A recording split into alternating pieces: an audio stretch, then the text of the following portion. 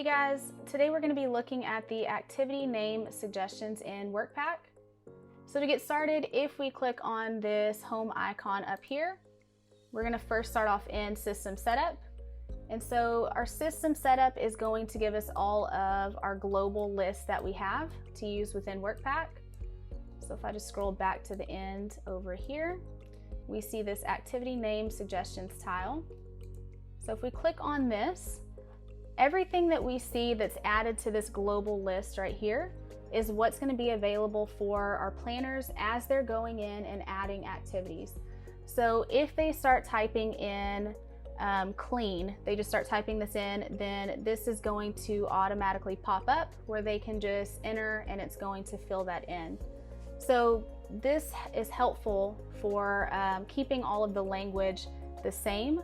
Once it's in P6, if you're trying to search on specific activities, if we know that they're all the same, then it makes it a lot easier to make sure that we're searching and we're getting everything that has to do with that certain activity. So if we wanted to add something in, I'm just going to call this one tutorial activity. And then just like that, we see tutorial activity down at the bottom. So now this means that it's available whenever we're going in and we're adding in an activity. So let's go do that really quick. So to get to our activities, we're going to go back to this main screen right here. And so our activities, our planning part is going to be under this planning tab. I'm using this documentation event right here.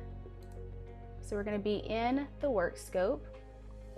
And so if we click on a job that is in planning, then I'll be able to add something in. So from here, we go to planning, and then we're going to add in an activity. And so what I can do is start typing. And so that activity that we just added in at that global level now appears right here where I can select it and it fills that in for me. So again, this helps with keeping all of the language and the activities standardized so that it's not all over the place and different whenever you're trying to sort or filter or look for specific items. Well, thank you for watching. Stay tuned for more tutorial videos.